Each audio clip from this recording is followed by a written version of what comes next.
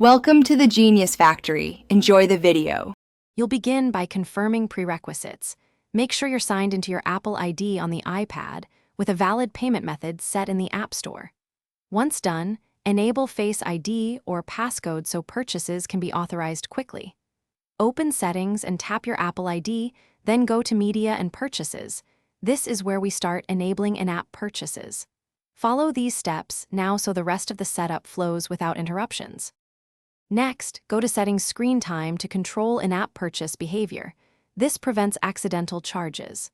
Once there, select Content and Privacy Restrictions, enable them, then tap iTunes and App Store purchases and set in-app purchases to allow. Make sure Require Password is set to immediately or after 15 minutes depending on your preference, and verify Ask to Buy for family accounts if needed. These choices determine how often. Finally, test the setup by opening the app and making a small in-app purchase. Observe the authentication prompt and completion. If the purchase fails, check the payment method, Apple ID region, and ensure iOS is up to date. Those are common blockers.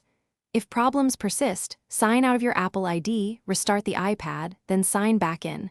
This often resolves syncing errors. If you still hit errors, contact Apple support, but restart and sign out typically fix 90% of cases.